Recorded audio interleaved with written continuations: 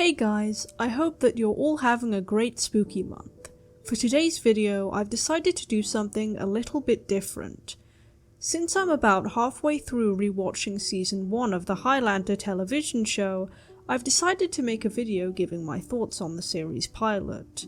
I did watch the original film a few times, as well as the TV show as a kid, and I have reviewed the first 3 films on this channel, so figured it would only be fair to discuss the show a bit before moving on to the later movies. Before we begin, be sure to like this video and subscribe if you'd like to see more of this content in the future. Anyways, without further ado, on with the review. Polos is life, Polos is life, Polos is life, Polos is life, Polos is life, sleep all night and then Polos is life. For context, this series takes place during The Gathering, in a version of the Highlander universe where Connor has not defeated the Kurgan and won the prize. As I've discussed in other videos, this franchise doesn't really have much in the way of continuity, so yeah. The episode begins with a teenager named Richie Ryan breaking into an antique store, but his would-be robbery is interrupted when one of your run-of-the-mill immortal battles breaks out. When Duncan comes downstairs, he initially mistakes Richie for an immortal as he is carrying a sword that he intended to steal, and to be honest, the exchange between them here made me burst out laughing. I'll pay for the window. It's over, okay? It's over when I cut off your head. Cut off my head? You don't think that's a little extreme for petty theft? This immortal called Slan Quince actually causes more property damage than Richie, by jumping through windows rather than cutting through them, but Connor also shows up. Duncan and Connor are kinsmen, just to clarify. It's kind of a bait scene though, because much like the Kurgan's first modern day battle with Connor, this is interrupted by the police. However, Richie's appearance means that there's a witness. When Richie gets arrested, Duncan and Richie strike a deal. Duncan won't press charges if Richie doesn't tell anyone what he saw. Sounds like a fair deal if you ask me. This kid will be part of the main cast throughout the series, and this sort of introduction sets the scene for the character. He'll be Duncan's equivalent of Connor's Rachel. That evening, Duncan has a conversation with his girlfriend Tessa about the future of their relationship, as Duncan cannot grow old or die, at least without being decapitated, and Tessa is concerned as to how this could impact either of them. This is an idea that has been repeated in the Highlander franchise since the first movie, but it makes sense that it would come up for many immortals who choose to have mortal companions. Tessa walks home the next day, but she is being watched by Slan, who is in turn being watched by Connor. Since it's the day, you can also see that Slan is wearing an 80s rocker getup, not unlike the franchise's previous villains. The mask is a new addition at least, I'll give it that. I guess to make sure that Duncan and Tessa are safe, Connor shows up at the antique shop, and we get some nice sparring between the two cousins.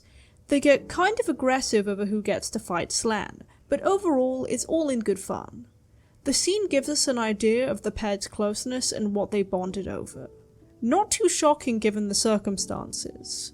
We learn a bit more about the two through some exposition. Connor taught me everything I needed to know to survive as an immortal. The rules. The tactics needed to win. I don't prefer this type of storytelling. I'm more of a show don't tell kind of person when it comes to media in general, but since this is the pilot episode, I can see how they may not have had the resources to do so for every bit of backstory. It turns out that Duncan didn't really tell Tessa about the game, because he has been kidding himself that he can stay out of it. We get a flashback where it's suggested that the tribe that Duncan was staying with was raided and everyone except him was killed, and a very Indiana Jones looking Connor comforts him. Do you think we ever lived like this? Like a tribe? Together with a common language, a reason and a name for each living thing. This gets elaborated on more in later episodes, but I actually never considered this. Immortals being their own group that lived with each other, but they were separated and scattered for some reason. Back in the present day, Duncan comes home to find Slan holding Tessa hostage, and after whooping Duncan, Slan just leaves. It's established that he likes messing with his victims serial killer style, so this is probably just part of some mind game. After this, Tessa wants to pack up and leave, with Duncan, but he insists on her leaving by herself. I don't really blame him for this, and it's kind of naive to think that Slan or some other immortal wouldn't bother them somewhere else. I mean, they have time. They do end up staying together though. Richie then shows up again. Forgot about him, didn't you? He watches Connor and Duncan sparring again while Princes of the Universe plays in the background. This show kept the bangers from the first movie at least. Tessa comes down to tell them that Slan called their shop, threatening the couple and telling Duncan to meet him at a bridge. Better than going back to Silvercup Studios, eh? The cousins get into another argument because Connor thinks that Duncan needs to start living in the now, and hilariously, the conversation ends with Connor knocking Duncan out clean before leaving to fight Slan. Again, Richie follows him.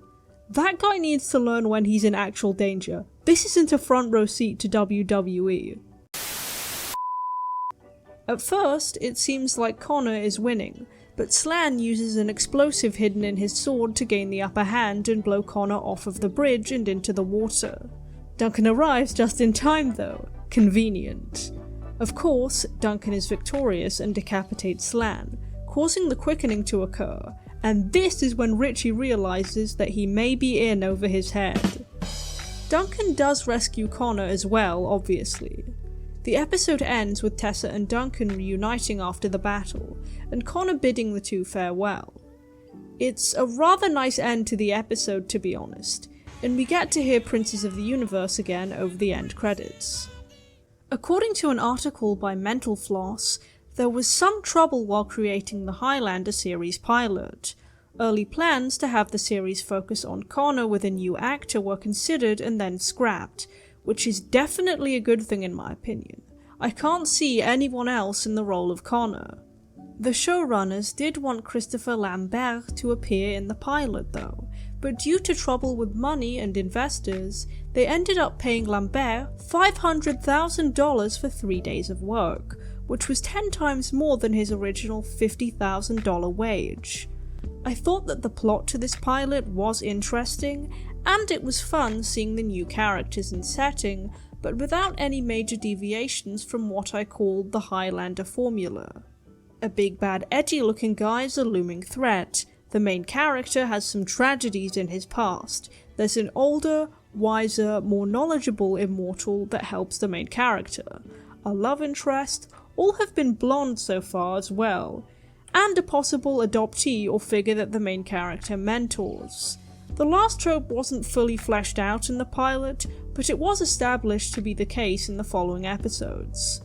It wasn't bad at all, especially as this was a post-The Quickening story. I'm sure that it was a breath of fresh air. But it is what one would expect from a plot in the Highlander universe. It doesn't make the mistake of the third movie and follow the first movie's plot too exactly, however. If you've just seen the first movie and then dive into this series without much knowledge about the franchise's background, I can certainly see how someone would be confused. Think of it as same rules of universe, different events. Duncan does say, "There can be only one." And I'm a bit lost as to why that was added in universe, because I thought that it was the Kurgan's catchphrase originally. It's the franchise's slogan, so it makes sense from that perspective, but I guess that we can assume that it's just another phrase/rule that every immortal knows and uses now. Overall, this was definitely a good watch, and I'll be sure to finish the series before reviewing the rest of the movies. I do recommend the show so far. Well, that's all for this video. Don't forget to like and subscribe, and as always, thanks for watching. The blue and green ones are my favorite kind, but I'll eat the colored ones from time to time, 'cause Polos is life, Polos is life, Polos is life, Polos is life, Polos is life, Polos is life. Sleep all night and then Polos is life.